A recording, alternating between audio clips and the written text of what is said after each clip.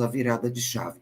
E a virada de chave deste BBB, né, dessa mudança brusca, onde a Aline de perdida, desesperada, até tóxica ali com o Diogo, e olha que nem fã dele eu gosto de sempre ressaltar isso para o povo desavisado não achar que sou viúva de Diogo. Eu não sou viúva de ninguém. Eu sou viúva de um bom BBB. Acho que a grande maioria também.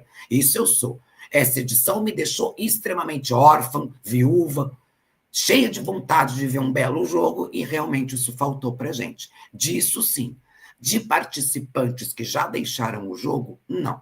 Aí não, porque ninguém de fato nos agradou como nós, público, merecíamos. Mas a virada de chave, né?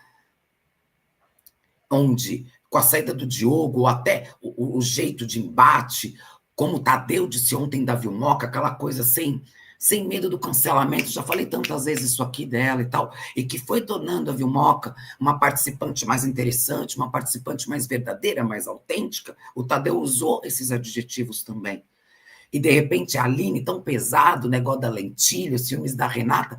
Então, essas coisas foram naturalmente acontecendo dentro do jogo, e naturalmente aqui do lado de fora, a gente vai se identificando, a gente vai acompanhando, a gente vai dançando conforme essa música. É uma música chata, esse BBB? É, mas a gente vai de acordo, né, no ritmo da música, E, de repente, dá uma virada de chave. Aquela música quebra, entra uma outra música, e, de repente, a Aline, de tão espalhafatosa, de tão desesperada, na gritaria sem sentido, onde ali também, claramente, ela foi orientada por um psicólogo para tentar fazer movimentos, e na tentativa se desesperou, tornou-se a grande protagonista para algumas pessoas e indispensável. Ali já me assustou.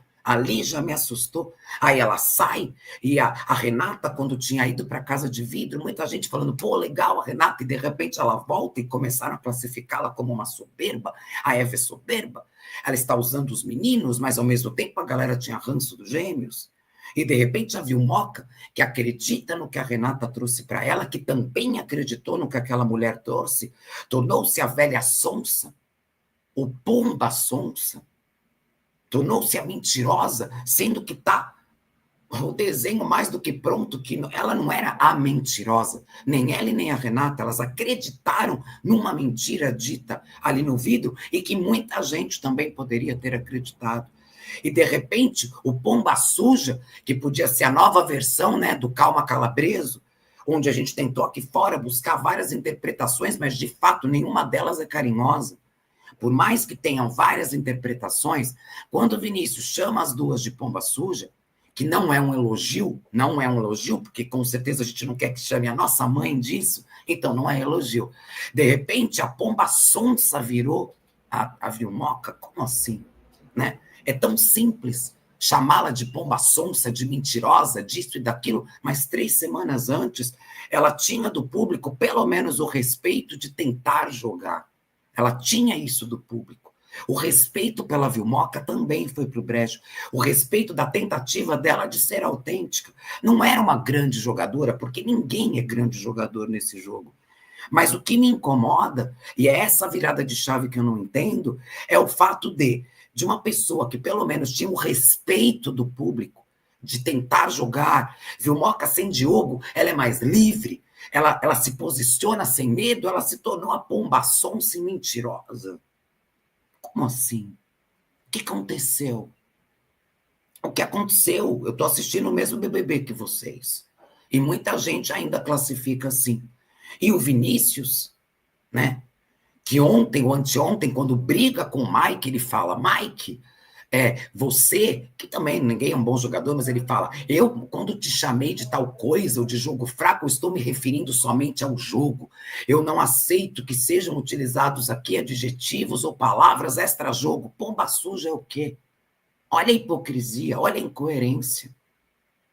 Mas as pessoas estão fazendo vistas grossas para aquelas pessoas que elas querem, e não estão fazendo para outras. E essa virada de chave, eu só queria entender. Volto a dizer, né? Nenhum deles ali apresenta um jogo de encher os olhos. Mas Inversão de valores. Cíntia, o nome disso que fizeram com a Vilma é invasão de valores. Seria inversão ou invasão mesmo que você quis escrever, Cat Gill? Tá. A Yane, ó, deixa a pomba sonsa e suja. Por que suja, gata garota? Né? Por quê? É isso que eu queria entender. Por que esses adjetivos pesados? O que de fato ela fez para que ela tivesse que ouvir esses adjetivos? Eu só queria entender. Eu preciso entender. Porque a leitura que eu faço não é que a minha leitura seja a correta e quem pensa diferente de mim tem a leitura errada. Não. Só que todos estamos assistindo a mesma coisa. E essa virada de chave, ela precisa ser compreendida. Esse desenho que se formou é igual para todo mundo. E é como uma arte, é isso, é como um quadro. Aquelas artes abstratas. A gente olha para aquele quadro, eu tenho uma interpretação, você tem outra, você tem outra, você tem outra. É de fato isso o BBB? É uma arte abstrata que cada um pode ter a sua própria interpretação? Ou é uma mistura do abstrato, né, onde cada um se conecta com aquilo que faz sentido, mas ao mesmo tempo é um desenho muito real, de fatos. Quando os fatos acontecem, não dá tanta margem assim a interpretações distintas. É um fato. É um fato. Fulano tropeçou na pedra, caiu de bunda. Não adianta todo mundo olhar aquela cena e assar. Não. A pedra que se movimentou e se colocou na frente dele. Não, ele não caiu de bunda, ele caiu de nariz. Não existe isso. Tem situações que são simplesmente fatos. Você assiste, o outro assiste, o outro assiste, o outro assiste, e todo mundo assiste a mesma coisa. O BBB é uma mistura da arte abstrata com fatos. E para que faça sentido, certas coisas que são fatos, elas precisam extremamente, elas precisam ser claras para que faça sentido isso. Entendeu? Cíntia Renata deixou a energia da Vilma pesada. Você viu ontem o Gil do Vigor falando o que ela achava das bailarinas no começo? Eu vi. Eu não sei se de fato energia pesada, porque se a gente for falar de energia, ninguém mais nesse jogo consumiu energia dos outros do que a própria Aline. Na necessidade dela, dentro do jogo, de ser a que brilha, para que o mundo girasse em torno dela. Não existiu dentro dessa edição alguém que quisesse ser sempre o centro das atenções mais do que a Aline. E pessoas assim, de fato, alteram a energia. Por isso que me entristece o fato do Vini não ter feito um bom jogo, porque eu gostava dele. Isso foi dito pelo próprio Tadeu, o quanto o Vini foi somente sombra da Aline, porque era difícil brilhar perto de alguém como ela. Não é o lance só do brilho, gente. O brilho é uma coisa assim necessária, é gostoso, né? Aquela coisa da pessoa que brilha, que tem uma luz poderosa, onde ela chega, ela domina. Isso, de fato, é algo interessante. Eu não vou dizer que a Aline não tenha isso, né? Aquela personalidade forte, que chega no ambiente e domina, isso é dela. Não tem problema. Isso fez eu gostar da Aline no começo. Só que a partir do momento que você precisa ser sempre a única que brilha, a partir do momento que você precisa ser sempre, tudo ao seu redor te servindo para que você se destaque, seja o centro das atenções, isso de fato altera a energia de quem está do lado.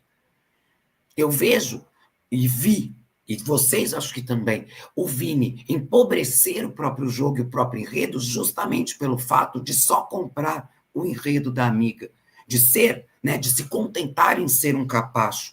Ao mesmo tempo, o Guilherme, quando grudou na Aline, pegou aquele comportamento até meio irritante, meio cansativo e desgastante para o público.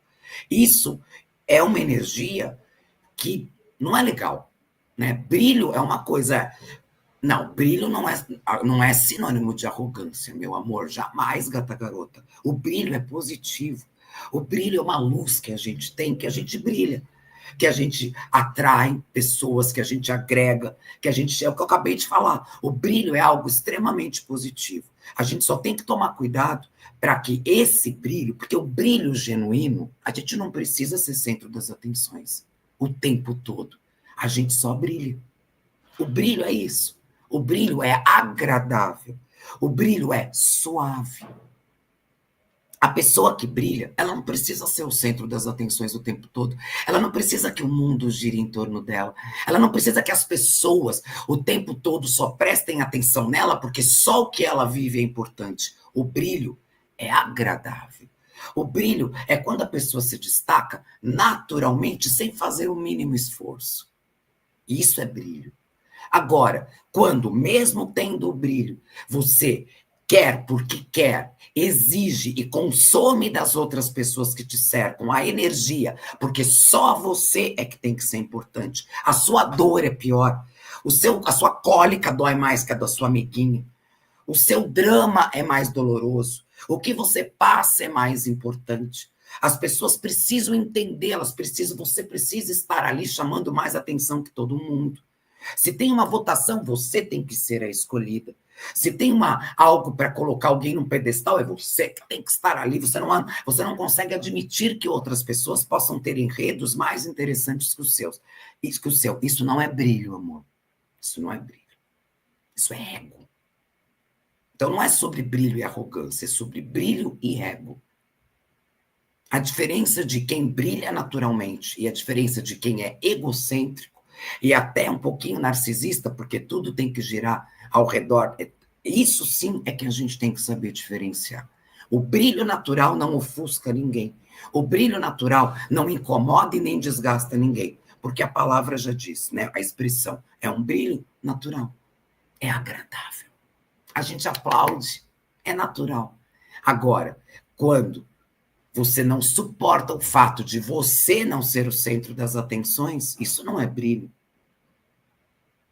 Isso é ego, né? Um tiquinho de narcisismo, aquele traço chato daquela pessoa que é sempre sobre ela, sobre ela, sobre ela. Eu acho que a gente já teve pessoas assim ao nosso redor. É extremamente desgastante. Bem, quase